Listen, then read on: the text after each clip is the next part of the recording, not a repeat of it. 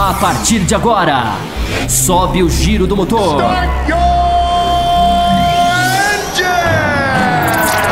Está começando Café com Velocidade. Opinião e debate sobre o melhor do esporte a motor. Apresentação: Bárbara Franzin, Thiago Raposo, Thiago Rosa e Fábio Campos. Café com Velocidade, o seu podcast semanal de automobilismo. Café com Velocidade. Para você que nos ouve no café.autosfera.com.br, estamos começando mais uma edição do Cafeteria, o Cafeteria que neste final de ano vem um pouco diferente. Nós estamos fazendo aí especiais de cada categoria que é discutida aqui no programa, porque os campeonatos foram chegando ao fim. Então, em vez de a gente fazer um programa com várias categorias, discutindo ali o finalzinho da temporada, a gente resolveu passar limpo tudo o que aconteceu durante o ano. Começamos na semana retrasada, semana passada, aliás, né, para quem está ouvindo aqui no finalzinho de outubro, né, essa questão de semana passada em podcast é um termo que não deveria ser utilizado, mas começamos com o BTCC, que foi a primeira categoria tratada, e nessa edição a gente vai vir com a Fórmula 3 Europa, a segunda das categorias aí, e a gente tende e vamos tentar fazer de todas até o final do ano. A gente tem mais semanas, a gente tem mais categorias do que semanas disponíveis, então é possível que a gente junte Blank Pen, Endurance e Sprint, é possível que a gente junte Moto 3 e Moto 2, é possível que a gente junte GP2 e GP3 para caber tudo neste ano e a gente fazer aí bonitinho o review de todas as categorias. Tem aqui ao meu lado Thiago Santa Rosa. Thiago, a gente vai discutir, obviamente, em detalhes ao longo desse programa aqui, mas eu queria, meio que de forma simples e rápida, saber de você, se te agradou ou não essa temporada 2016 da Fórmula 3 Europa. Seja muito bem-vindo. Obrigado, Raposo. Para você, ouvinte, espero que goste desse programa especial do Cafeteria, falando da Fórmula 3 Europeia. E respondendo a sua pergunta, Raposo, sendo curto e direto, na verdade vão ser duas respostas, curto e direto.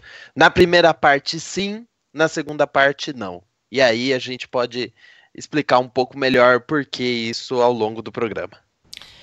Também temos aqui o Diogo Gomes, que está sempre aí com a gente no Cafeteria. Diogo, temos uma difícil tarefa, eu acho, nos próximos minutos aqui nesse programa, que é tentar diferenciar e tentar separar o que é um piloto pagante, o que é o melhor carro, de um piloto bom ou de um piloto mediano. Eu acho que é a gente tentar avaliar realmente qual é desse Lance Stroll e tentar deixar de fora todos os outros aspectos que ajudaram ele. Será que conseguiremos? Será que essa atividade, essa tarefa será fácil pra gente ao longo desses minutos que teremos aí pela frente? Eu acho que vai ser fácil sim, porque, bom, pelo menos na minha opinião, e já adianto minha opinião, ele realmente é um piloto que tem lá suas características bem diferenciadas. Um cara realmente acima, não é só um simples pay driver, né? Mas enfim, é um prazer enorme estar falando mais uma vez com vocês. Dessa vez falando de Fórmula 3, né? A categoria mais do que histórica, que continua muito forte nessa questão de revelar pilotos, agora, né, mais recentemente com o Max Verstappen, e aí muito provavelmente um pouco mais para frente agora com o Lance Stroll também subindo direto para a Fórmula 1. Então, como o Rosa falou, foi uma boa temporada. Na segunda parte perdeu um pouco do brilho, mas no todo, no geral, eu diria que um bom ano. E o Lance Stroll foi o cara da temporada, né, o cara da categoria no ano. Exatamente. Só para situar o pessoal, né, qual é dessa Fórmula 3 europeia.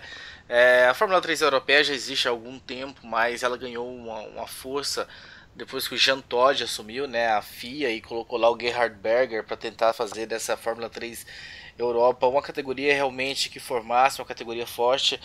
Houve algumas consequências, né, as Fórmulas 3 pelo mundo acabaram, pelo menos as europeias, acabaram encerrando as atividades, a italiana, a inglesa e a alemã. A inglesa até voltou agora, mas a gente sabe que é um carro de Fórmula 4, uma coisa meio estranha ainda, mas de tanta força que ganhou essa Fórmula 3. O ano passado com um grid, o ano retrasado, o ano passado um grid gigantesco, mas esse ano deu uma reduzida, menos de 20 carros geralmente as corridas, ou em torno de 20 carros. E a gente teve um grande nome, que foi Lance Stroll, o canadense, piloto da Prema, né? A Prema, Thiago, a equipe que domina, né? Desde que a Fórmula 3 ganhou esse novo status, que a Prema faz o campeão, né? Fez o Daniel Roncadella, depois fez o Rafael Marichello, fez o Esteban Ocon, fez o Félix Rosenqvist e agora fez o Lance Stroll campeão. É realmente a equipe dominadora. Mas nós sabemos que o Lance Stroll, o pai dele, um multimilionário que tem ações ali da Prema, adquiriu algumas ações da Prema. A gente sabe que o carro, especificamente do Lance Stroll, foi cuidado pela equipe Williams de Fórmula 1, a equipe onde o Lance Stroll era piloto de teste e que diz aí provavelmente vai correr o ano que vem no lugar do Felipe Massa. Então o Lance Stroll teve um tratamento assim de rainha, né? Fazendo uma analogia aí com os desenhos e tudo mais, um tratamento super especial. E obviamente não decepcionou, foi campeão, venceu aí a maioria das corridas, no finalzinho principalmente, né? Venceu 5 das 6 últimas provas, foi um domínio esmagador na parte final do campeonato. E é o que eu chamei o Diogo no começo, eu queria ouvir de você, né? Até que ponto o Lance Stroll é realmente um bom piloto? A gente consegue avaliar isso, ou não a gente vai ter que esperar ele realmente chegar numa Fórmula 1, no Williams, porque por tudo que ele teve esse ano, é difícil cravar, é difícil dizer alguma coisa sobre ele. Qual a sua opinião? Olha, Raposo, para mim o Lance Stroll é um bom piloto. Isso é fato, a gente não pode negar. Existem muitos pilotos que têm condição financeira, que têm grandes apoiadores por trás, em grandes equipes. Historicamente isso já ocorreu e nem por isso conquistaram títulos e sobressaíram. É lógico que ter as melhores pessoas auxilia, facilita, mas claro, a capacidade do piloto se faz valer na pista, e na pista ela se fez valer com certeza. A Prema tem a melhor estrutura? Tem, mas assim como tem a melhor estrutura, também atrai muito dos grandes pilotos que buscam crescer a partir da Fórmula 3.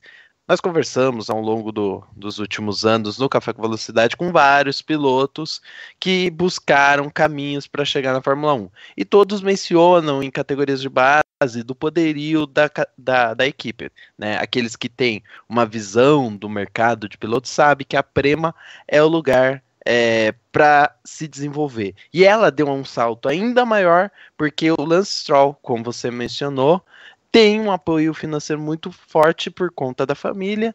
O Lawrence Stroll é dono de diversas marcas de roupas no mundo, e isso vai ser cada vez mais comentado porque ele está perto de chegar à Fórmula 1 e deu condição ao filho de conseguir os bons resultados. Mas, de novo, ele só consegue os bons resultados porque tem essa capacidade, tem essa possibilidade até de desenvolver ainda mais essa capacidade, porque não é o primeiro ano dele da categoria, não é o primeiro ano que ele faz de automobilismo, ele já fez outros anos, a gente já viu algumas coisas acontecendo, algumas disputas até um pouco mais fortes, que ele foi um pouco imaturo, e esse ano ele evoluiu bastante, e teve esse nível de aprendizado, essa curva crescimento aumentando conforme também aumentava a sua responsabilidade e, voltando de novo,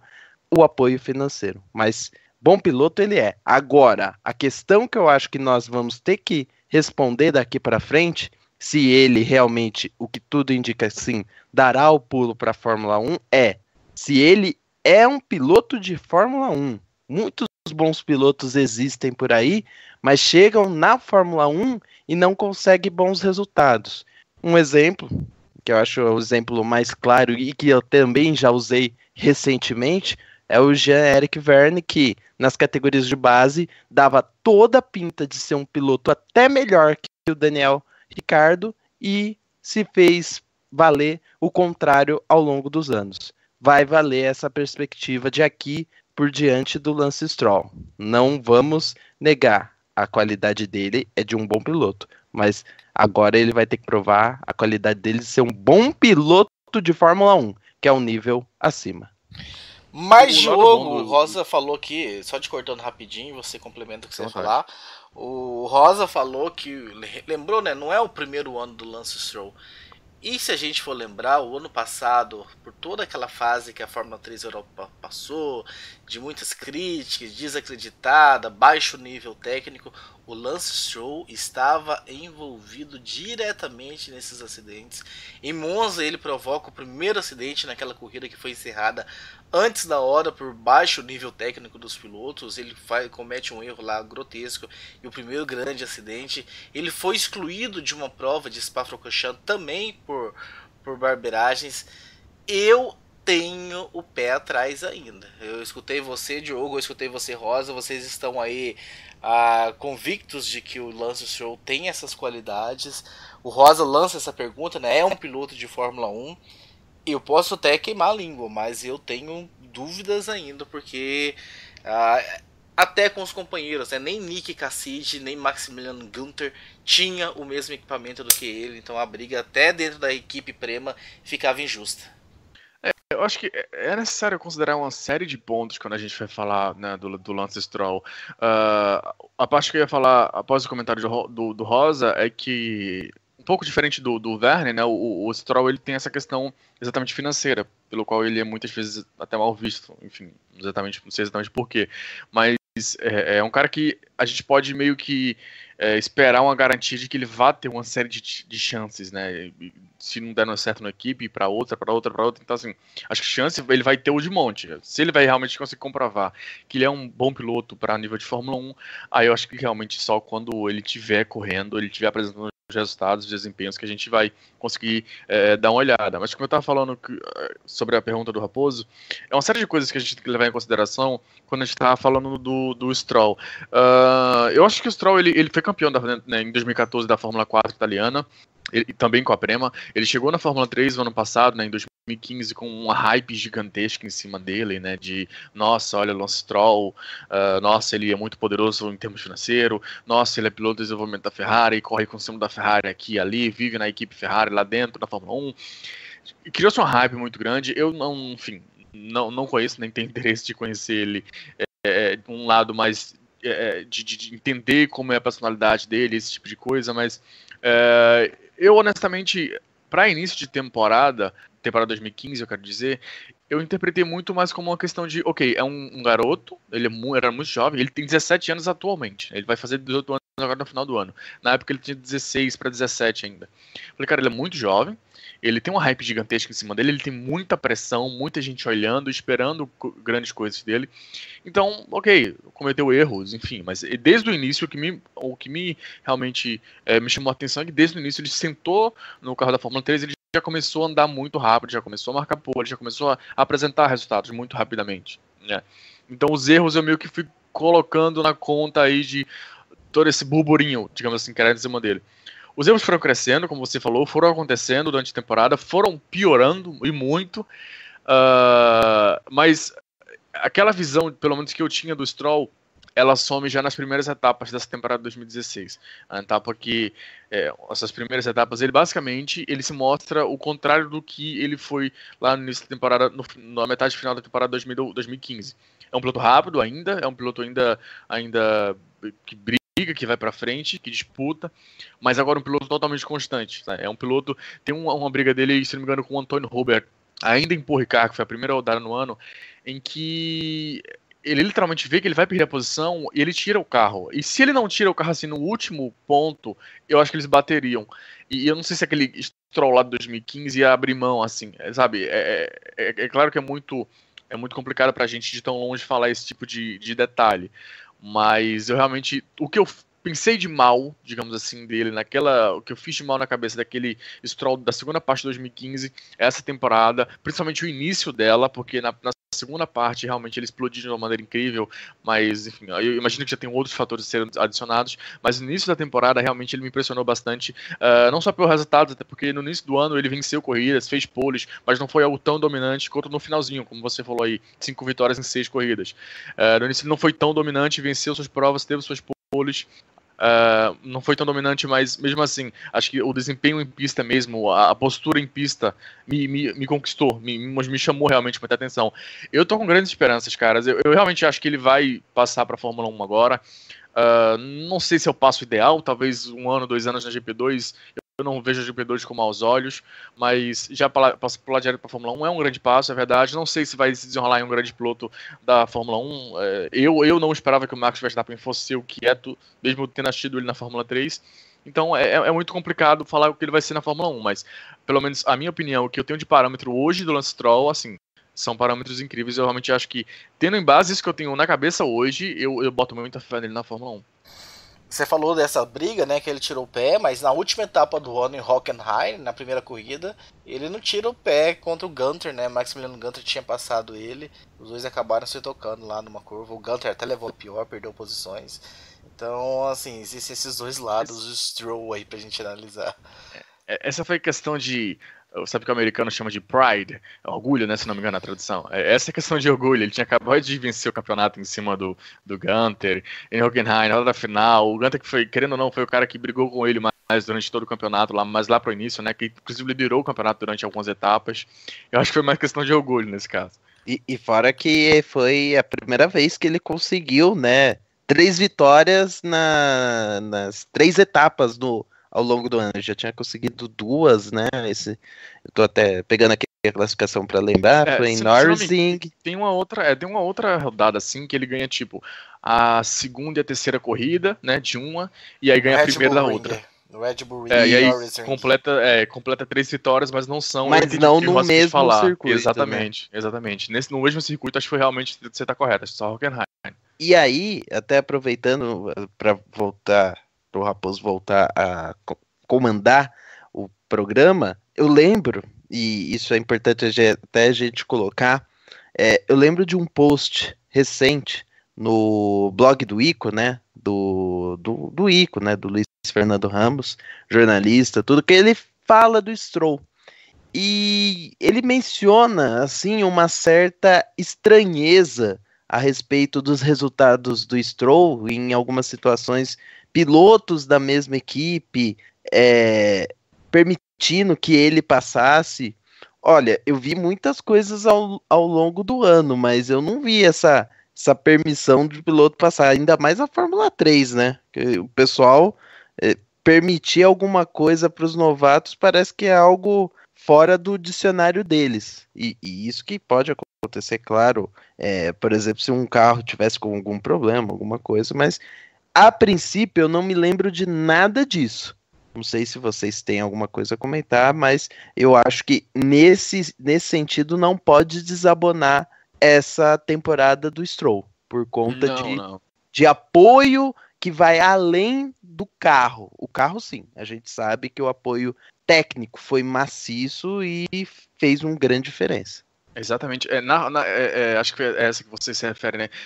Foi em Nürburgring, não lembro se foi em Nürburgring, que confesso que não lembro se foi o mesmo post que você viu, mas também foi do Ico, que ele fala, olha, o Lance Stroll acaba de vencer uma corrida com o companheiro de equipe dele deixando ele passar para vencer. E aí tinha vários comentários no tweet do tipo, esse é o novo cara que vai estar chegando na Fórmula 1, esse é o cara que vai comprar uma vaga no Pastor Maldonado. Assim, eu adoro o Ico, confesso, como enfim, jornalista, acompanho de perto, mas eu realmente não vi nada ali, assim como não vi no início do ano, não sei se vocês lembram, lá em Paul Ricard, sim, que foi, eu acho que o Cassidy, que foi o segundo colocado, que desde lá do ano falaram, olha, acho que o Russell foi terceiro colocado, perdão por estar falando acho que, mas é porque isso foi lá de março, então é difícil lembrar o pódio certinho de cada uma das corridas, mas o Russell, se não me engano, o Barnicot, um deles falou, olha, eu fui terceiro, mas é porque esse cara, ele dava prêmio, ficaram fazendo joguinho, deixou o Stroll passar, me segurou, não sei o que lá. Desde lá que eu não tava acreditando, eu acho que isso é um ponto que extrapola, o pessoal queria uma coisa muito grande, sim, e vai, eu não acredito. Pode acontecer, passando a palavra para Thiago Raposo, que é o cara de criar as brigas aí, mas eu acho que não, Não, eu até acho que no finalzinho agora, né, em Hockenheim, os 4, né, até o Ralph Aaron apareceu bem no finalzinho, dando forte com eles, com o Cassidy, com o Gunter e com o Stroll. Eles chegaram a brigar, dividir curva, ia ter toque, como eu citei agora, o toque do do Gunter com o Stroll e o Cassidy se mete ali no meio, realmente isso eu não vi. O que eu sei é das informações e das informações de que o carro do Lance Stroll tinha um outro tratamento e que andar na frente era quase que uma obrigação devido a esse tratamento. Até justificando, né, para o nosso amigo ouvinte, né, esse quadro é para falar da Fórmula 3, mas não tem como a gente não começar destacando e ficar em cima e bater um pouquinho em cima do Lance Stroll, pela possibilidade alta dele estar chegando na Fórmula 1, por ter sido campeão e tudo mais. A gente vai comentar sobre outros pilotos, vamos comentar sobre a categoria e tal, mas a gente tinha que começar com esse destaque. Eu queria só passar pro Rosa, pra gente já meio que chegando a um ponto final sobre o Lance Stroll e passar sobre outros assuntos. O Diogo comenta, né, não sei se ir pra Fórmula 1 direto seria o ideal, se não seria ideal passar pela GP2. É difícil, né, Rosa, você ter um convite e você falar não pra Fórmula 1, até porque esse convite pode nunca mais voltar no futuro. Mas tendo visto que a Prema tá fazendo na GP2 esse ano, né, tanto com o Antonio Giovinazzi quanto com o Gasly, não seria um passo ruim também, né, se o Stroll de repente, se não passar de boatos, o que parece certo é a saída dele para Williams, ele ter que encarar uma GP2 ano que vem, tudo indica que também terá outro sucesso. Sim, sem dúvida. Hoje a Prema se estruturou como a melhor equipe de formação de pilotos. Isso aí é o fato. Temos aí dois carros na GP2 de dois pilotos também muito bons, mas que andam muito bem, né? Até no início do ano meio titubeante, talvez até um pouco pela falta de experiência do time na categoria, mas numa categoria como a Fórmula 3, que eles dominam ao longo dos anos e sempre conseguiram reunir os melhores pilotos, né? Eu acho que o Stroll estaria muito bem servido. A questão é, Raposo e Diogo, o Stroll, ele tem, aí nesse sentido, vai contar muito o apoio financeiro que a família dele vai ter, porque quando você entra na Fórmula 1, muitas vezes, e em muitas equipes acontecem isso, os pilotos têm que levar um apoio. Alguns levam esse apoio e garantem por conta desse apoio mais do que pelo merecimento nas categorias de base. O Stroll vai levar um apoio que mesmo que ele não tivesse tido o sucesso que ele teve esse ano, qualquer equipe da Fórmula 1 poderia aceitar. Imagina uma equipe da GP2, então, ele poderia montar uma equipe própria da GP2, não necessariamente trabalhar em conjunto com a Prema, com um apoio que ele tem. Ele vai levar uma bolada, ele vai levar um valor exorbitante. Se bobear, não vai ser uma marca só que a Williams vai receber de apoio. E aí, quando eu falo uma marca só, o apoio que a Williams vai receber provavelmente vai ser uma das marcas que o pai administra, que vai começar a aparecer ou no macacão, ou no carro, enfim, fazendo valer aquele dinheiro, aquela grana que todo mundo fala. Então é meio difícil. Eu não consigo pensar nesse sentido do piloto ir para a GP2 quando ele tem essa condição. E por mais que ele precise, às vezes, em alguns casos, porque a GP2 por mais que não ande tanto quanto a Fórmula 3, até por questão de número de provas, enfim, de treinos e tudo mais, ela acompanha, na maioria das pistas, o circuito da Fórmula 1. Então o piloto convive com esse ambiente antes de chegar com a pressão como um todo. E são poucos, muito poucos, que têm condição de romper essa barreira. E aí vai surgir provavelmente no futuro a questão Verstappen, Stroll, enfim, que eu acho que também não vale a pena entrar agora, porque até a história deles na Fórmula 3 é bem diferente da de outros pilotos. O problema, o que eu sempre falo que é um risco enorme, é tentar usar o Verstappen de padrão. Gente, o Verstappen não é padrão. Ele não é. Ele tava pela Muck, né? Ele não é exatamente. Padrão. Ele tava pela Van Amersfoort. Ele é um ET, isso, cara. Exato. Não faz sentido. Não existe comparação com o Verstappen. Inclusive eu vi durante o ano, mais pra metade do ano, coisa do gênero, o o Stroll realmente tá impressionando, mas, poxa, já é o segundo ano dele. Cara, isso é o normal, você chega, você aprende, você vence corridas, e no segundo ano você vem para título. Mesmo pilotos como Van Dorn, etc., esse é o padrão. Chegar, sair do kart, ir pra Fórmula 3, fazer um ano de Fórmula 3 e partir pra Fórmula 1 em um ano e meio tá na Red Bull, isso não é normal, eu não sei nem o que é isso. Mas não dá para usar o Verstappen como padrão. Essa comparação realmente, eu acho que vai ser feita, porque, enfim, o público gosta dessas coisas, mas acho que é totalmente sem sentido, são pontos diferentes. Mas sobre a pergunta que o Raposo colocou em si, eu acho que o Stroll, ele pensa em aprender na Fórmula 1. Não sei se me fácil entender. Ou seja, você faz as suas categorias de base para se preparar, você, enfim, tá num ponto técnico suficiente para chegar no topo que você objetiva, que no caso dele é a Fórmula 1. Você está em um grande nível para brigar com os caras de lá, para estar, enfim, em uma boa imagem para as equipes de lá.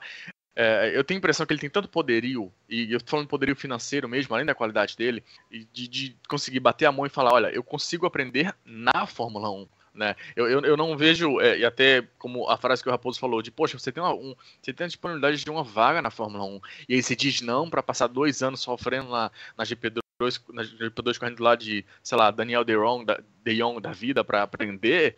Se eu tenho tudo isso, eu vou para a Fórmula 1 e eu tento aprender dentro da Fórmula 1. É uma estratégia muito perigosa, porque a Fórmula 1 a gente sabe, né? Qualquer coisa errada que você fizer, vão querer te matar. O Verstappen é gênio hoje, mas há 5 meses atrás, se batesse em alguém ou raspasse em alguém, ele era um idiota de 16 anos de idade. Então isso é uma estratégia muito perigosa, mas já que ele tem poderio para isso, eu acho que é isso que ele tá tentando. Eu vou chegar na Fórmula 1, talvez eu nem esteja totalmente preparado, mas eu consigo aprender lá. Eu vou ter uma equipe trabalhando muito bem nesse sentido de me dar a oportunidade de estar do meu lado, me ajudar se eu precisar. E eu acho que ele pensa dessa maneira, o grupo que cuida da carreira dele pensa dessa maneira. De novo, eu acho arriscado, mas se ele tem poderio para isso, é válido. Não, com certeza, eu acho válido, eu acho que não dá pra falar não. Mas assim, se alguém me perguntar pra Thiago Raposo, você que acompanha as categorias de base, tá chegando esse Lance Stroll, o que você pode falar? Podemos esperar muito dele? A minha resposta vai ser a seguinte, olha, não sei. Eu também vou descobrir, porque ele tinha uma condição tão específica e tão favorecida na Fórmula 3 que eu não sei te dizer se foi o talento do piloto ou se foi o material sobrando que fez ele ganhar o título como ele ganhou. Então vamos ter a resposta junto na Fórmula 1, porque eu não sei, realmente eu tenho essa dúvida. Vocês dois estão aí inclinados para o talento dele, viram durante a temporada o talento dele, e eu confesso realmente que eu fiquei muito com aquela visão do que ele provocou o ano passado, de todas as barberagens que ele estava envolvido em todas os casos de vergonha da Fórmula 3 do ano passado, ele estava diretamente envolvido, e esse ano com todo esse material favorecido ele vem e ganha o título tão facilmente. Então é uma incógnita, é um ponto de interrogação. Eu não sei realmente se ele evoluiu ou se o que deram para ele era tão superior ao de todo mundo que ficava difícil perder mesmo sendo o Lance Stroll. Vamos tentar passar para outros assuntos. Eu queria falar com vocês um pouquinho sobre esse domínio da Prema. Como que pode carros iguais, pneus iguais, tudo igual, uma equipe se destacar tanto assim? O que poderia ser feito para tentar quebrar isso? Vocês acham que esse ano, tirando esse final fulminante de 5 vitórias em 6 corridas, vocês acham que esse ano já foi um pouco quebrado, visto a quantidade de vencedores que nós tivemos, ou não? O buraco tá realmente feio, a situação tá feia, ou eu tô sendo pessimista? Qual que é a visão que vocês veem? Qual é a imagem que vocês veem? O Rosa, começando por você, desse domínio, esse poderio da Prema no campeonato.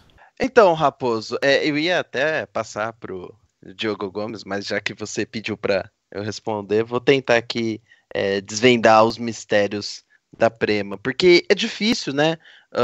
Quando você tem um piloto, que nem Lance Stroll, evoluindo de um ano para o outro, enfim, você vê qualidade técnica dele, né? Qualidade, que eu digo, talento, aliado a uma boa equipe, é o caminho mais natural. Nas categorias de base, essa tendência de acontecer domínios de uma equipe ou outra é um pouco mais difícil, até por conta das mudanças de pilotos de um ano para o outro. Se bem que em alguns casos, como uma Arte Grand Prix ou a própria Prema, podem ser um ponto ser contra o meu argumento, mas a maioria dos campeonatos, quando acontecem essas situações, tentam criar mecanismos no regulamento técnico para evitar esse tipo de situação. E a gente sabe que nos últimos anos a Fórmula 3 mudou bastante, né? Ela mudou de chassi, durante um tempo aceitava chassis de fabricações de anos diferentes, depois unificou todos. Como foi unificado o campeonato europeu, como você já disse, os campeonatos regionais, podemos dizer assim, os nacionais que aconteciam em Europa, Espanha, enfim, ficaram, em alguns casos acabaram, em outros ficaram bem restritos, e o regulamento tentava atender esses pilotos que chegavam, né? Essa coisa diferente, essa mescla diferente de pessoas que também acompanhavam eles e que tinham que trabalhar.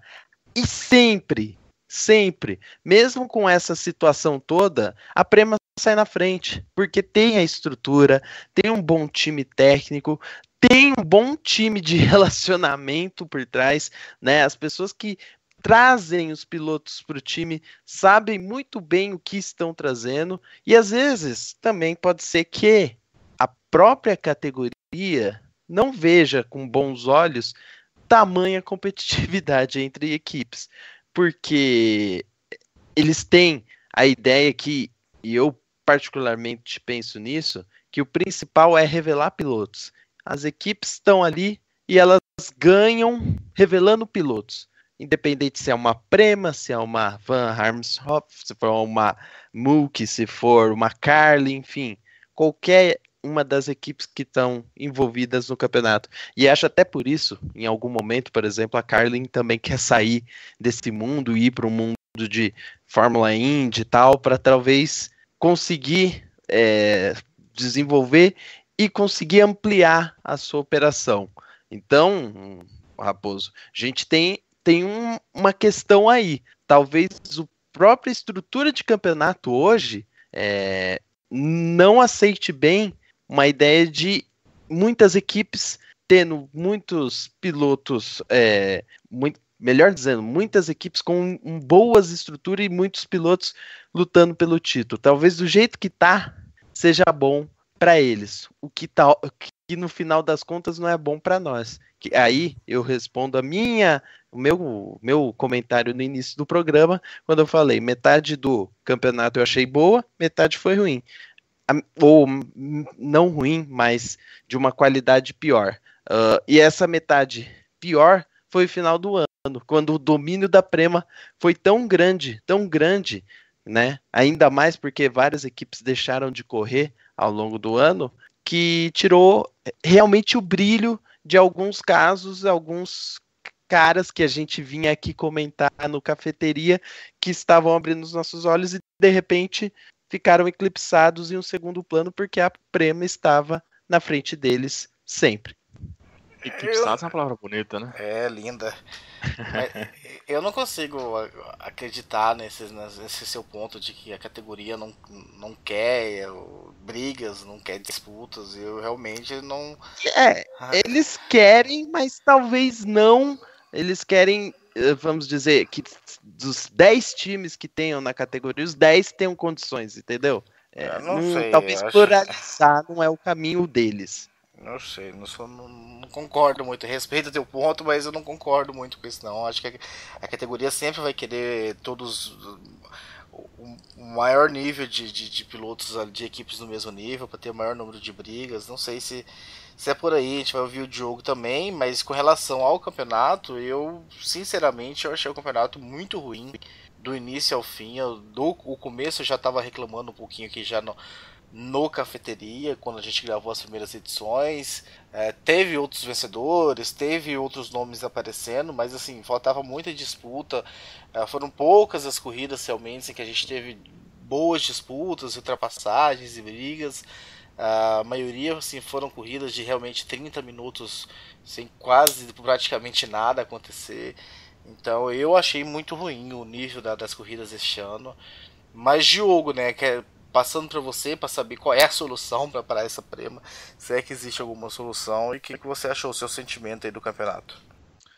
Sobre a Prema, eu infelizmente, eu tava pensando aqui enquanto o Rosa respondia, eu meio que sou obrigado a colocar aquela máxima que eu até não gosto, mas de que quando a equipe ganha tanto de forma repetida assim, você tem que tomar alguma decisão grande. E se é na Fórmula 1, você fala em mudar regulamento. Se é na NASCAR, você fala em mudar o formato do campeonato, né, que colocaram TAs e tudo mais. E a Fórmula 3 teria que fazer algo grande nesse sentido, porque, claro que tem todos os méritos de pessoal e tudo mais, mas grande parte disso, a gente está falando aqui de questão financeira, né? A gente sabe muito bem como automobilismo envolve dinheiro. O grande mestre Edgardo Melo Filho, né, sempre falava que você coloca dinheiro e ele sai pelo escape. É impressionante como isso faz uma diferença, e a Prema é absolutamente gigante, né? A gente fala como é difícil chegar na GP2, como é difícil estipular na GP2, né? Estabelecer seria a palavra correta. E eles conseguiram basicamente chegar e fazer tudo que as outras equipes estão há décadas tentando fazer, ou há anos tentando fazer, em um ano. Não é só a Prema da Fórmula 3, né? O conjunto Prema é muito forte. E a questão financeira nisso é assim, absolutamente gigante, né? Eu não tenho números, mas eu não vou dizer certeza exatamente por não ter os números, mas tem sérios indícios que a Prema deve despejar pelo menos uns 2 caminhões de dinheiro ali a mais do que qualquer uma das outras equipes. Não sei se algum limite de gastos funcionaria, já que a categoria, por exemplo, impõe limite de desenvolvimento. Você pode mexer na suspensão aqui, você pode mexer na suspensão ali, mas você não pode trocar a peça, ou você não pode trocar o material, ou você não pode botar um flap aqui ou ali.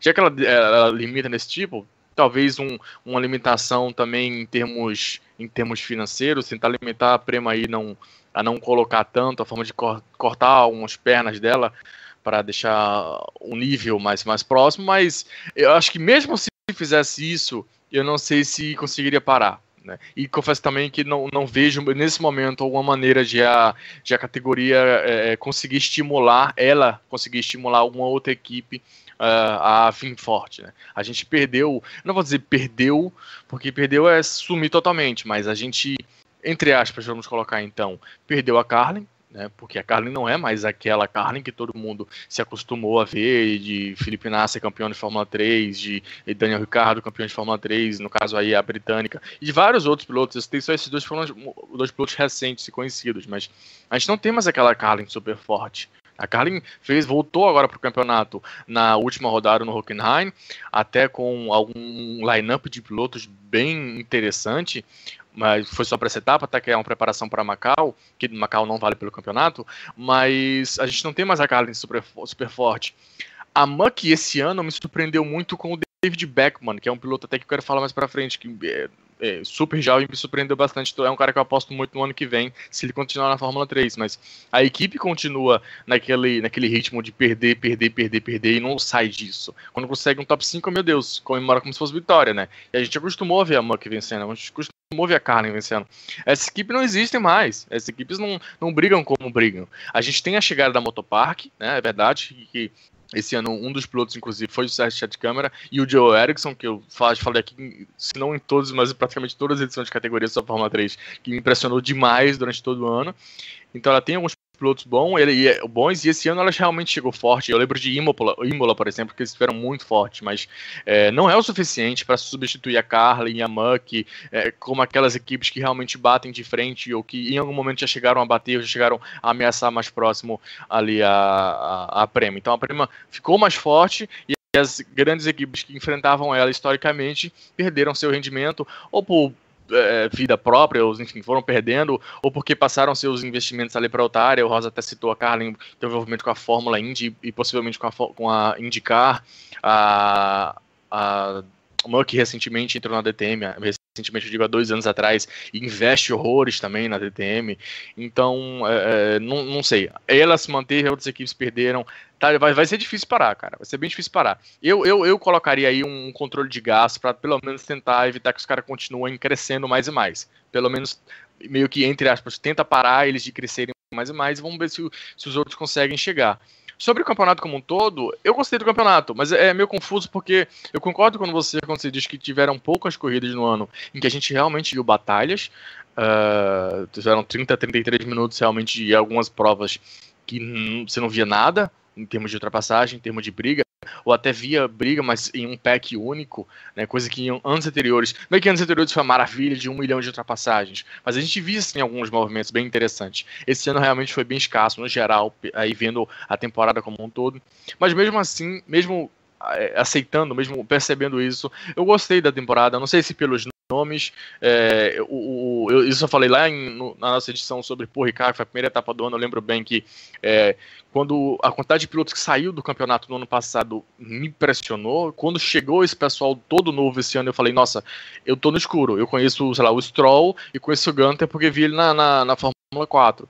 Eu não conheço mais ninguém aqui, eu até conheço assim, de ler uma notícia aqui ou ali, mas eu realmente não acompanhei passo a passo. E quem eu acompanhava, por exemplo, o Ralph Aaron, que foi campeão da Fórmula 4, se não me engano, italiana, ele não apresentou o que eu estava esperando que ele apresentasse. Então, foi muito tipo, nossa, essa rapaziada toda nova aqui é todo mundo novo para mim. Eu vou aprender esse pessoal. A minha primeira impressão grande desse pessoal vem nessa temporada. E eu tive várias boas surpresas durante a temporada. Então, talvez por isso, e aí tendo por princípio que a categoria serve para desenvolvimento de pilotos, acho que daí que veio o meu gosto pela temporada como um todo. Mas eu tenho que reconhecer que algumas corridas foram... Algumas não, acho que dá para falar que a maioria das corridas foram bem mornas, sim. Vamos virar a página, falar um pouquinho de brasileiros, então, né? Nós tínhamos 2 representantes, o Pedro Piquet e o Sérgio Sete Câmara. O Pedro Piquet, depois de 2 temporadas vencendo absolutamente tudo no Brasil, na Fórmula 3 Brasil, onde ele tinha sempre um equipamento de primeira também, assim como o Stroll tinha esse ano, de repente fazendo um paralelo aí, não que o Piquet era beneficiado, essas coisas. A grande diferença é que o Piquet tinha um carro novo. Os carros da Fórmula 3 Brasil não são carros novos, são carros já um pouco defasados. Não é todo mundo, não é toda a equipe que tem dinheiro para atualizar o Dallara lá todo ano. Mas como o Piquet tinha dinheiro, compraram um carro novo pro Piquet, e isso faz muita diferença. Não é um carro remendado de vários acidentes e que vem ao longo do tempo sendo consertado e repondo peças. Então o Piquet dominou 2 anos, foi para a Europa, né? Entrou lá no mesmo time por onde tinha passado Max Verstappen, a holandesa não sei falar muito bem, né? Amersfoort, o Diogo que tem um bom sotaque holandês e sabe falar muito bem o nome da equipe. Eu falo Van Amersfoort, eu não sei se é assim, mas como eu me acostumei a chamar. E não se deu bem, né? Eu vou passar pro Rosa para vocês falarem, mas eu quero dar minha impressão primeira. Começando pelo Pedro, né? Foi muito mal durante o ano, até porque, mas é o primeiro ano dele. Tinha outros rookies ali no time dele também, que acabaram indo bem. O Callum Aylott, que não era bem um rookie, mas era um piloto do mesmo time, andou muito bem, fez um bom serviço durante a temporada. O próprio Anton Hubert fez um bom papel durante o ano. Apareceu mais do que o Pedro Piquet. O Pedro Piquet, mesmo tendo poucos carros na temporada, pontuou muito pouco, né? Foram pouquíssimos pontos, apenas 19 pontos. Ele foi o 19º do campeonato, então foram poucas provas e desagradou. Eu não sei se a questão do porque é o primeiro ano dele serve de justificativa para um ano tão apagado, com poucos carros, numa equipe que tinha pilotos desenvolvendo bem. A minha avaliação geral do Pedro Piquet, considerando o fato de ele ser um rookie, é de que ele não foi bem. E eu queria ouvir de vocês. Rosa, começando. O Pedro Piquet talvez seja, Raposo, o motivo de você ter um pé atrás com o Lance Stroll, né? É aquele caso, o cara que tem apoio, tem o melhor equipamento, vai pro campeonato, consegue os resultados e aí dá o passo seguinte. E no passo seguinte ele tropeça um pouco e começa a ir mal, não tem os resultados. Então sim, te entendo perfeitamente nesse sentido quando eu ouço você falar que tem dúvidas do Stroll, porque o Pedro Piquet deixou essa impressão e ainda tá deixando essa impressão no momento muito mais abaixo, né, da carreira. Um momento que ele devia, na verdade, evoluir e sentir essa evolução, até porque ele, mesmo correndo aqui no Brasil, ele teve todo o apoio, um aprendizado muito grande a respeito da parte técnica desses carros de Fórmula 3, né? E por mais que, assim, e existem diferenças em algumas questões de regulamento, pneus, de uma competição para outra, é basicamente a estrutura é a mesma, né? O salto técnico não é tão grande, por exemplo, se ele mudasse diretamente para uma GP2, que é um carro que já é muito mais próximo do carro de Fórmula 1, tem muito mais potência, sai bastante de traseira, enquanto o carro de Fórmula 3, ele, em questão de aerodinâmica, ele é bem preso ao chão e praticamente não tem asa. O efeito dele em reta, né, ele dá um efeito do vácuo interessante, causando até algumas disputas muito legais de se ver. E aí você não vê o Pedro Piquet participando, você não vê ele largando bem, quer dizer, se foi um começo, porque em alguns casos não tem nem volta, dependendo do piloto, esse começo, foi muito ruim. Eu ia falar que a expectativa que eu tinha era dele. Podia até ter começado mal, tinha todo o direito, mas tinha que evoluir para pelo menos brigar por vitórias nesse ano de estreia. Que aí evoluía e aí já pensava em título, sabe? A evolução natural. E ele carrega, e isso não é culpa dele, mas é o histórico da família de competidores, que sim, vai pressionar, vai ser pressão o tempo todo, da mídia, de todo mundo que cobre automobilismo, saber o que o Pedro Piquet, que muito se dizia na época da Fórmula 3 brasileira, ele era até melhor que o Nelsinho, né? E aí, no primeiro ano de Fórmula 3, decepciona. Lembrando que o Nelsinho, nas categorias de base, não teve essa decepção. Ele teve campeonatos que ele não foi tão bem, mas foi bem diferente da situação do seu irmão. E aí, Raposo, eu quero adicionar uma coisa. No início do ano, ainda existia uma justificativa do Piquet também, que ele vinha daquele acidente da Porsche Cup, ele se machucou bastante, por mais que foram ferimentos, mas enfim, ele vinha de um impacto muito grande. Então ali, no início, eu sempre ficava pensando, a gente não consegue entrar na cabeça do piloto, é aquela coisa que a gente discute, né? Mas eu entenderia os resultados que ele veio de alguma coisa muito grande, mas o ano passou e não teve nenhum sinal de melhoria, então fica essa decepção valendo, e aí é esperar e ver o que vai acontecer para o próximo ano, se de novo tiver um próximo ano. Ele foi o pior do time, o Diogo. Até o Harrison Newey, né, terminou um pouco à frente dele, uma posição à frente. Mas se você pegar o Antônio Hubert, venceu uma etapa em Norris Ring. E o Calum Aylott venceu logo de cara, né, em Paul Ricard. E venceu outra no Red Bull Ring. E foi um grande nome. Eu acho que vocês concordam comigo. Teve um final ruim em Hockenheim, né, acabou não marcando ponto nas 3 provas. Mas o Calum Aylott foi realmente um dos grandes nomes dessa Fórmula 3 nesse ano. Não, foi sem dúvidas. É estranho falar dele, porque o ouvinte atento, ele vai ver que tanto eu quanto o Rosa até bem no início do ano, e agora nós três já falamos muito bem do Aylott, e ele talvez não veja resultados tão impressionantes dele assim, mas eu acho que é mais questão de performance mesmo, sabe? Em performance, ele, pelo menos nesse ponto, ele me impressiona. Eu gosto de ver ele correndo. Os resultados às vezes não completam. Não sei até onde tem equipamento, não sei até onde ele que tem problema de não conseguir ser tão regular, ou tem muito azar. Eu lembro que no início do ano ele foi correr em Paul Ricard com um chassi emprestado, porque o dele tinha pegado fogo num teste, não sei de onde, então é complicado. Mas sobre o Pedro, se a gente for olhar a tabela do campeonato, a gente vai ver que ele terminou à frente apenas do Nikita Mazepin, né, que é um russo que, meu Jesus Cristo. Quem? Piloto... Pois ele terminou na frente só do Nikita Mazepin, porque os demais pilotos que ele terminou à frente não foram pilotos que não fizeram toda a temporada, né?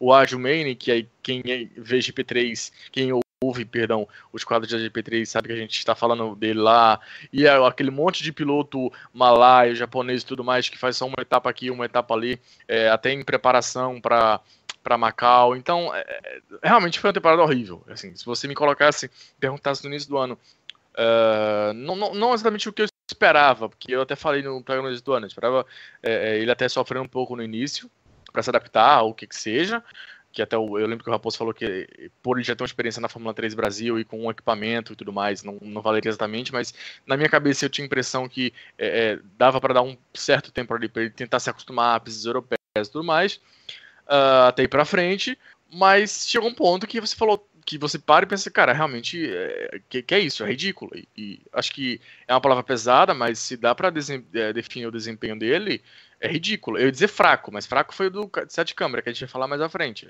O dele foi ridículo, realmente foi. Foi o pior dos pilotos da equipe dele. Eu diria que foi o pior piloto do campeonato, porque o Mazepin não sei nem se dá pra considerar piloto. Mas realmente foi realmente impressionante. Foi muito ruim. A quantidade de tempo que ele demorou. Ele marca pontos já no início do ano, se não me engano. E depois passa um tempo gigantesco sem marcar nenhum ponto. Realmente, foi uma temporada ridícula. Eu não esperava nada disso. Eu não esperava ele campeão. Mas brigando por pontos, brigando por top 5 ali na segunda parte do ano, mais pro final, brigando por pódios, quiçá talvez uma vitória, fazendo aquela preparação final, aquela afinação final, como o Rosa falou, para no ano que vem vir para título. E ele, durante o ano, e principalmente no final do ano, e eu cito novamente a etapa de Imola, foi horrível o que ele fez lá, porque ele não conseguia se manter na pista. Eu não sei se tinha alguma coisa no carro dele, mas se tivesse, imagino que teria surgido na mídia, mas ele não conseguia se manter na pista. A gente teve safety car em todas as corridas e, sei lá, pelo menos 2 deles foram por causa do Piquet, que não conseguia se manter na pista. Ia brigar, se perdia, ia fora.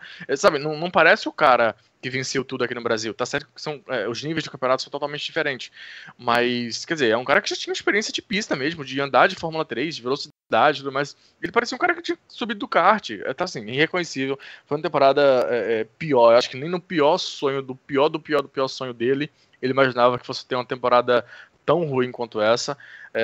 Confesso que foi tão ruim que, se você me perguntar, o que a gente faz para tentar melhorar, eu não sei te responder. Eu não sei se... Bom, se você colocar ele numa Prema, naturalmente você vai imaginar que ele vai dar um pulo gigante de performance até pelo carro que vai ter nas mãos. Mas no geral, até para analisar ele foi difícil, porque foi tão ruim que ele nem aparecia. Você tem que ficar esperando todo mundo para poder olhar só ele, para tentar ter alguma noção do que ele estava fazendo, do que não estava fazendo, etc. E passando agora pro Sérgio Sete Câmara, agora vamos começar com você, Diogo, depois a gente passa pro Rosa, então, pra gente mudar um pouquinho, inverter a ordem. Eu vi uma evolução do Sete Câmara. Eu vou confessar a vocês, né? Eu tive o segundo semestre, foi um pouco atordoado. Alguns finais de semana eu tive que passar fora, então eu acumulei um monte de corrida. E eu estava atrasado com as 3 últimas etapas, então Nürburgring, Imola e Hockenheim, 9 etapas.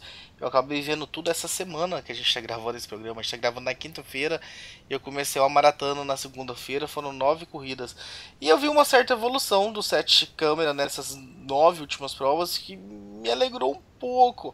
Eu acho que não chega a passar uma borracha no início ruim de tudo que nós falamos dele aqui, mas talvez já dá para considerar o ano dele regular. Ele estava abaixo, né? A gente veio falando nisso. Ele fez, né, pole position nas provas, mas teve punição porque teve problemas de motor, teve que mexer no motor e teve que largar no fim do pelotão. Fez boas recuperações. Teve um incidente, né, em Hockenheim, que ele larga muito bem, mas queima a largada, é punido e tem que ceder a posição. Mas eu vi boas corridas. Tem uma que ele é o primeiro piloto não Prema, né? Até os 4 pilotos da Prema, e ele vem ali na 5ª colocação e termina na 5ª colocação na primeira etapa de Hockenheim. Então eu acho que eu consegui ver uma certa crescente no Sete Câmara nessas últimas corridas, que me deixou um pouco menos decepcionado. Eu não estou aqui elogiando, veja bem, eu não estou falando que olha o Sete Câmara e tal, piloto da Red Bull que testou na Toro Rosso, o novo nome do Brasil. Não, a gente está o ano inteiro falando que ele precisa melhorar, que não está bem, não está legal o ano, mas eu queria salientar que eu enxerguei uma pequena melhora na reta final. Eu não sei se vocês compartilham da mesma ideia. Eu até compartilho, mas é engraçado porque os resultados, eu tava com essa impressão, e agora olhando na tabela dos resultados, dá para comprovar que na última rodada sim tem uma certa melhora, mas isso aí ficou muito flagrante, né? Ele chegou a brigar com as premas, como você chegou a citar em Hockenheim. Mas um pouco antes disso ele tem uma melhora, e você citou bem a parte das poles. Ele eu não sei se é azar, não sei como definir, mas ele consegue, eu posso dizer até com sequência de poles, e ele não larga da pole nenhuma vez, porque tem punição de motor, tem isso, tem aquilo, ou perde a pole porque, sei lá, limite de pista. Cara, é impressionante como ele não conseguiu classificar bem e correr bem. E bem para a primeira corrida, né, que é a que define o primeiro qualifying. É impressionante, ele não conseguia encaixar isso, então ele sempre largava lá do final. Então, tinha pistas que permitia isso, e aí a gente já até citou que a temporada como um todo sofreu muito em termos de ultrapassagens, foram pouquíssimas ultrapassagens. Acho que também isso tem muito relacionado ao equipamento, mas enfim, isso é uma discussão maior para depois. Mas tinha pistas, por exemplo, Zandvoort. Não dá para recuperar em Zandvoort. O Stroll de Prema não conseguiu se recuperar em Zandvoort. Ele foi pro final do grid e lá morreu. E usou o resto da temporada como teste. Tem pistas que você não tem como sair. Simplesmente não tem como sair. Né? Imola foi uma prova disso também. Ele tem problema na segunda corrida e a terceira ele briga e não consegue subir. Então, eu fiquei. No início do ano eu tava muito decepcionado com ele. Eu continuo decepcionado, eu tava esperando mais por ser piloto Red Bull, por estar na equipe que cresceu bastante esse ano. Perdeu para companheiros de equipe diretos. Então, a temporada, eu já até defini quando eu tava falando do Pedro Piquet, a minha temporada dele foi fraca. Eu esperava bem mais dele. Nessa segunda parte, dava para você ver, apesar dos resultados não mostrarem, mas dava para você ver que ele deu sim um pulo de qualidade.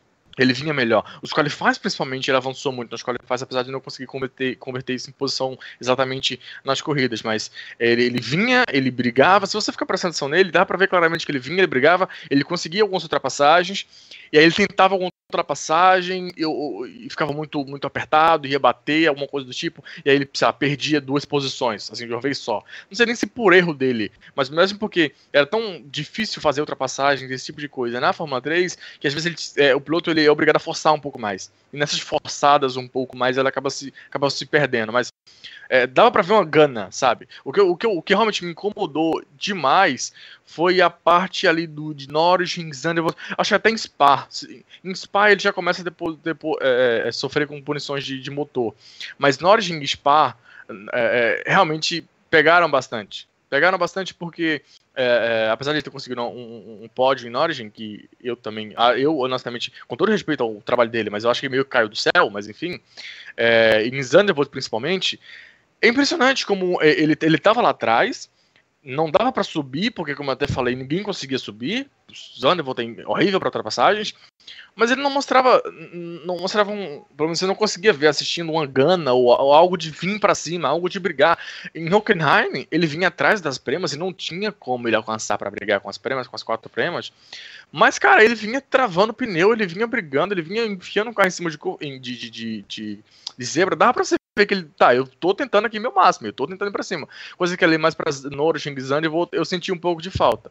Ele tem uma evolução, isso não salva a temporada dele, até porque os melhores resultados dele foram lá na primeira parte do ano, né, apesar de a gente não tá gostando, mas ele ainda conseguia angariar seus pontos lá, sofrendo, mas ainda não conseguia.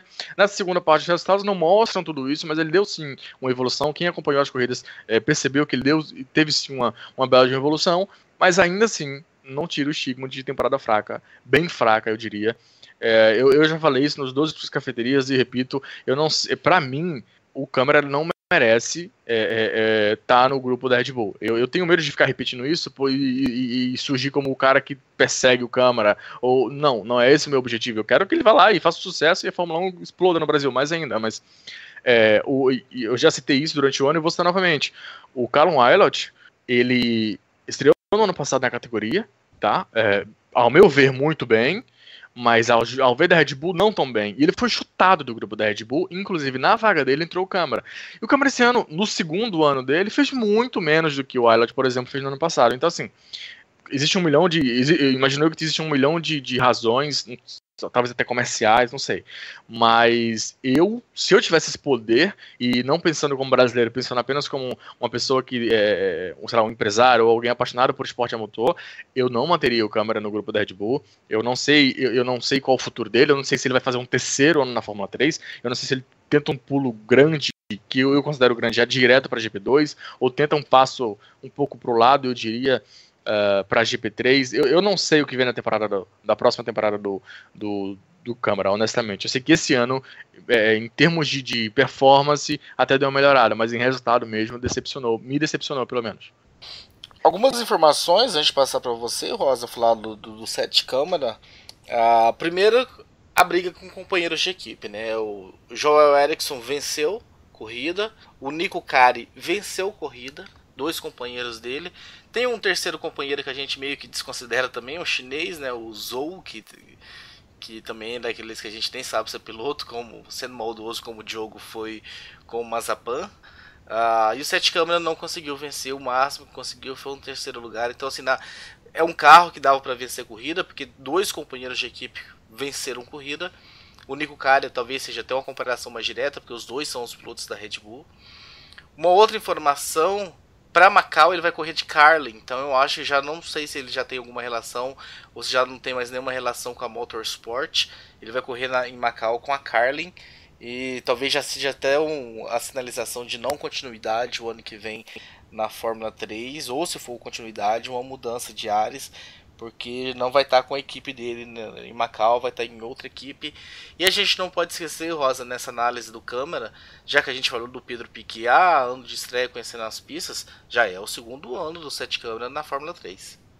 Foi um ano bem regularzinho, indo pro ruim do Sete Câmara, né? Ele tinha essa perspectiva de vitória que não conseguiu. Como você disse, os principais rivais, que eram seus companheiros de equipe, conseguiram. No final das contas, os 3 pilotos do time que a gente tinha que olhar com maior destaque, o Câmara foi o pior entre eles. O que eu só faço a ponderação, e isso nós temos que fazer, é que a Red Bull no Junior Team tem algumas metas que não necessariamente podem estar ligadas diretamente com o título ou não. Depende muito do time que você tá. Ainda assim, é muito difícil acreditar que o Sete Câmara conseguiu atingir essas metas com os resultados pífios que ele teve, né? Na comparação direta com o Kari, assim, foi ruim pro brasileiro. Ele, em determinado momento, o outro piloto da Red Bull no campeonato conseguia lá o seu pódio e a sua vitória praticamente em provas seguidas, enquanto o Câmara lutava lá para aparecer entre os 10 primeiros, né? É muito, muito ruim, muito fraco. Eu considero a temporada regular, mas ainda assim muito longe daquilo que eu esperava para ele, né? E que se esperou, principalmente quando ele conseguiu esse apoio. Porque quando você tem a garantia de correr tranquilo, vamos dizer, porque na parte financeira você não vai ter nenhum problema, eu tenho que procurar patrocínio. Não, patrocínio você tem.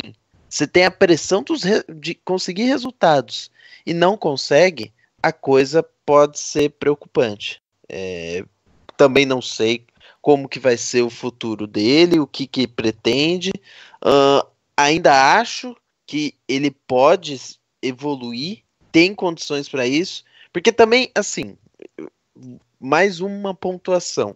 Por mais que eu tenha achado a temporada como um todo regular para ruim, na avaliação individual prova a prova, em alguns momentos eu vi um Câmara agressivo, lutando por posição, com qualidade, sabe, com manobras assim interessantes, mas é pouco você ficar lutando por 10º, 9º, 8º lugar no máximo.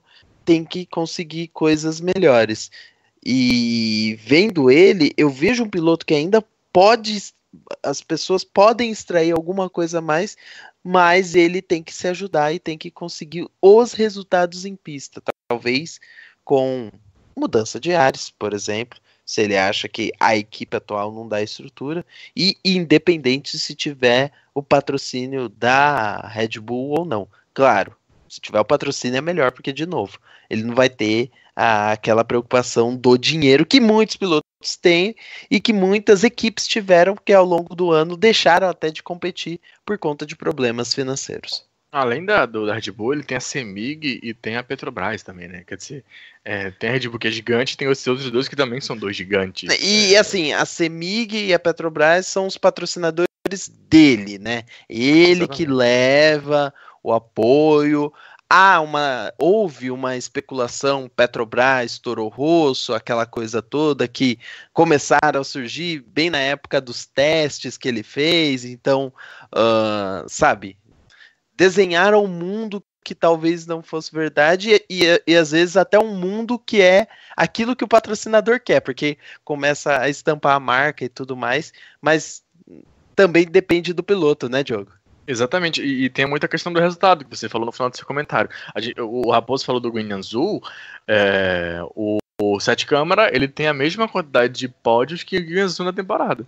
São 2 pódios, né? Cada um deles tem 2 pódios, isso em 30 corridas. Então, daí você vê o quanto ele deveu em termos de resultado. A performance até impressionou alguns pontos, em alguns momentos, mas não basta a performance, né? Você tem que mostrar também, tem que concluir fechando o círculo e entregando o resultado no final. E resultado ele não entregou. Então é isso, né, gente? Acho que cobriu bem aí a Fórmula 3, né, esse programa falando. A gente já está aí quase 1 hora. Eu queria passar para vocês, eu sei que talvez vocês tenham algum destaque a mais que vocês queiram falar. Vocês aproveitarem essa última palavra, falem-se agora ou calem-se para sempre. Eu vou começar dando o meu destaque. A gente já até falou dele, mas eu vou voltar a falar, porque me agradou muito o Callum Ilott, o inglês, companheiro de equipe aí do Pedro Piquet. Vi boas corridas dele, bom desempenho. Na parte final, ele até termina em 6º no campeonato, porque ele não vai realmente bem em Hockenheim.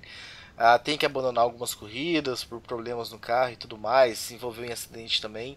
Mas é um piloto que venceu aí 2 corridas no ano e me agradou. Vi realmente desempenho, vi indo para cima, vi competitividade, vi agressividade, vi vontade de vencer, vontade de passar. Um cara que difícil de brigar com ele, sempre fazendo ultrapassagens e tudo.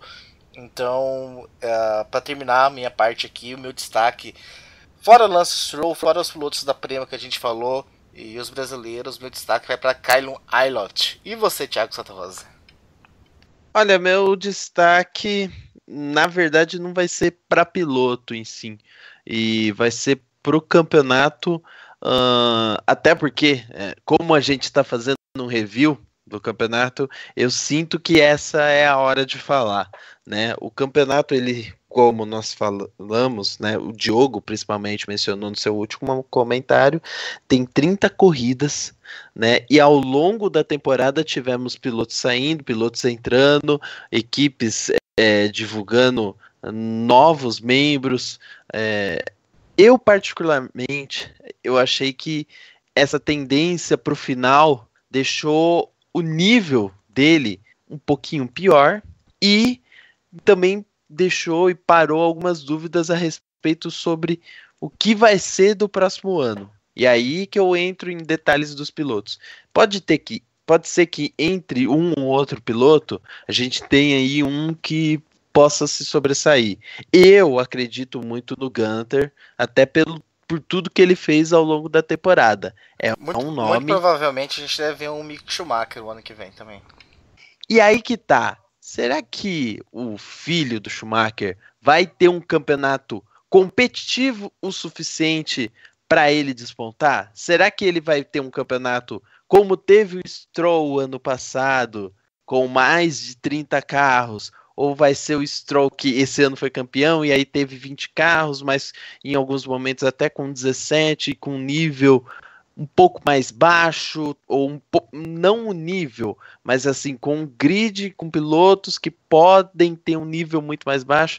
Então, assim, para o próximo ano, Qual o campeonato que nós teremos?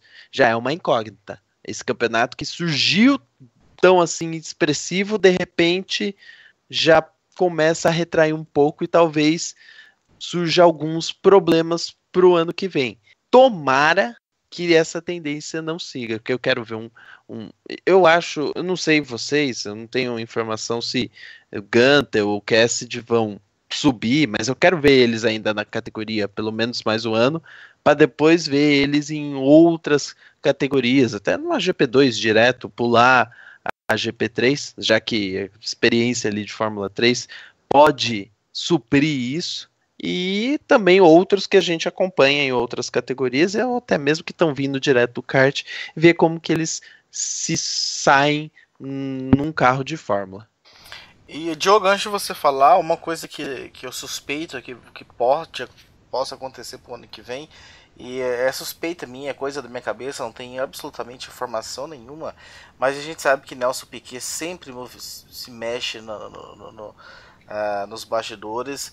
Eu imagino o Pedro mudando de equipe, de repente evoluindo. Não sei se de repente até não abocanha aí uma vaga na Prema, já que o Nelson já tá com algumas ligações com a Mercedes e tal, já teve reuniões com o Toto Wolff e tudo, a Prema corre de Mercedes e tudo, coisa da minha cabeça, não tem absolutamente informação nenhuma, mas eu acho que daqui a dias a gente vai ser anunciado aí, ou surpreendido com a informação de uma mudança de equipe pro Pedro. Não, eu acho que faz todo sentido. E você, Diogo, quais são os seus destaques finais? Só completando o seu comentário do Rosa, lembrando que o Stroll sai da Fórmula 3, tá? O Gunter, essa foi a segunda temporada dele na GP3, a temporada passada ele fez de Muck, eu não acho que ele vem para uma terceira temporada, e o Russell, ele também já fez, essa foi a segunda temporada dele na Fórmula 3, eu também não acho que ele vem para uma terceira temporada, até porque é um cara que já é piloto da Lexus, meu Deus, eu não lembro se foi da Lexus, mas ele já é piloto regular do Super GT, é um cara que ele tem uma certa debandada pro mundo dos GTs, pro mundo dos protótipos. Eu não sei se ele continua aqui, não. Assim, então, pelo que eu tô pensando, das 4 vagas, pelo menos 3, dos 4 carros, pelo menos 3, muito possivelmente vão estar vagos na Prema. E aí eu acho que para pegar uma vaga dessa aí pro Piquet, grandes chances, assim, grandes chances. Mas os meus destaques, eu até peço licença porque eu tenho um monte de destaque, mas sendo rapidamente em termos de piloto, eu até falei, né, durante esse programa sobre o David Beckman. O David Beckman é basicamente um absurdo de 16, 17 anos, acho que ele já virou por 17 anos, mas ele não fez as primeiras rodadas do campeonato, no caso foi Paul Ricard e Hungria, porque ele não tinha idade suficiente, né, ele só começou a partir de Paul, e já começou em Paul, né, circuito de rua aí, chovendo pra caramba esse ano, e esse moleque impressionou demais, ele já vem de um histórico bem interessante nas Fórmula 4, tanto na italiana quanto na alemã, né, que a gente chama de ADAC ou ADAC Fórmula 4, e vindo para a Fórmula 3 ele realmente me impressionou demais mesmo. Eu não vou dizer que é o cara, e aí partindo do princípio que eu imagino que ele vai passar, mas no próximo ano ele vai estar na Fórmula 3. Eu não sei se ele é o cara para o título, porque hoje ele está na Muck, a Muck não, infelizmente não é mais aqui para título, não sei se ele pode bloquear uma vaga aí mais para frente, enfim, é pensar muito agora, mas em termos de qualidade, esse menino me impressionou de uma forma absurda, realmente impressionou muito. E o outro que me impressionou demais também foi o Joe Eriksson, eu já falei dele demais nos últimos programas, é um cara que chegou meio sumidão, apareceu demais, liderou durante todo o ano essa motopark que, vamos lembrar de novo, tem 2 pilotos da Red Bull dentro dela, ele pegou isso, liderou a equipe, no meio do ano ainda conseguiu um contrato com a BMW, ele hoje é piloto júnior da BMW, por próximo ano deve começar a fazer alguns trabalhos em categoria de GT, mas enfim, é um garoto que tem um futuro aí que parece bem interessante. Esses dois que eu citei são rookies, completamente rookies, e impressionaram bastante. Só do Ericsson, antes de você mudar de piloto, né? Não tem, apesar de ser sueco, não tem parentesco nenhum com o Marcus Ericsson da Fórmula 1, mas é irmão do Jimmy Ericsson da GP2. Exatamente. É igual o Julian Palmer e o Will Palmer, né? O bom é o Will, que é o irmão mais novo. Mas isso é comentário para outra categoria. Eu queria na realidade não falar mais do piloto em si, da categoria, já para o próximo ano, porque se eu falei que esse ano a gente teve uma série de jovens pilotos chegando e me impressionaram bastante, e essa é o que da categoria, né? É realmente pegar esses pilotos bem jovens e maturar eles, não necessariamente dar onde Max Verstappen passar um ano e jogar para cima, mas maturar eles ali 1 ano, 2 anos, talvez até 3, acho que 3 possa ser demais, mas dar uma maturada neles. E além dos nomes interessantes desse ano que foram rookies e que devem permanecer para o próximo ano, tem um pessoal muito bom que deve chegar. Ainda não está certo, ainda não foi confirmado, anunciado, mas existem grandíssimos indícios de que um britânico, que eu sei que o Raposo é fã, e eu sou fãzaço super assumido, chamado Lando Norris, ele deve estar chegando na categoria no próximo ano. Esse menino acabou de varrer tudo quanto é Fórmula 3. Será, Diogo? Eu não esperava que ele fosse a Fórmula 3, não. Eu já esperava um GP3 pra ele, ou algo V8, Fórmula V8. Eu até ficaria decepcionado se ele fosse pra Fórmula 3. Não, eu acho que é um pulo muito grande. Vamos com calma. Ele é muito novinho, cara. Ele é muito novinho. Porque ele impressionou realmente. Como eu falei, ele varreu o Toyota Racing. Ele ganhou 3 campeonatos no ano, gente. Pronto. Eu não vou entrar em detalhes, é só isso. Ele ganhou 3 campeonatos de base mundiais em 1 ano. Eu acho que sim, eu acho que é possível um pulo, tanto para Fórmula 3 quanto para GP3. Para Fórmula V8 eu não vejo, e torço para que não, porque eu acho que dali não vai sair muita coisa. E GP2 para mim é um pulo gigante. Então, para mim é ou Fórmula 3 ou GP3. Qualquer uma das duas eu tô satisfeito. Talvez fazer igual um Leclerc, né, que pulou para a Fórmula 3 para depois pular para GP3, fazer só um aninho de Fórmula 3, não sei. Mas é uma possibilidade desse menino chegar. Ele participou da etapa de Hockenheim, mas não apareceu porque é uma regra louca que não vale a pena entrar em detalhes aqui, que ele já tinha uma série de testes. Vai correr também em Macau.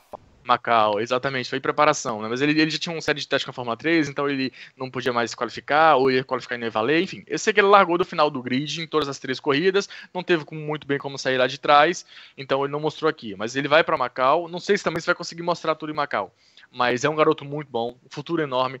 Se ele tiver nessa categoria no próximo ano, é um que tem que se olhar. E a gente também fala de GP3, né? Vai falar nesses especiais mais pra frente. Se for pra lá também, é um garoto pra se olhar. O próximo ano, esse ano foi super interessante em relação a pilotos jovens. O próximo ano tem tudo pra também ser bem interessante. Vamos ver. Com certeza. E espero que vocês tenham gostado desse especial da Fórmula 3.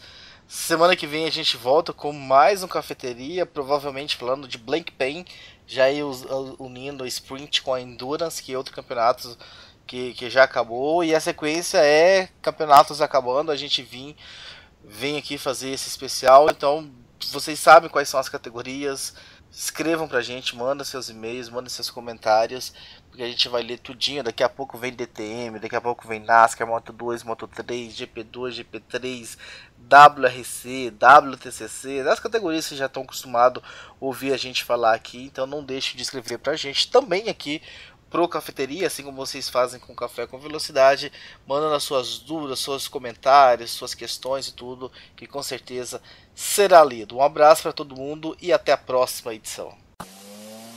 Você ouviu Café com Velocidade, o seu podcast semanal de automobilismo, com Bárbara Franzin, Thiago Raposo e Fábio Campos. De volta na próxima semana com tudo sobre o esporte a motor.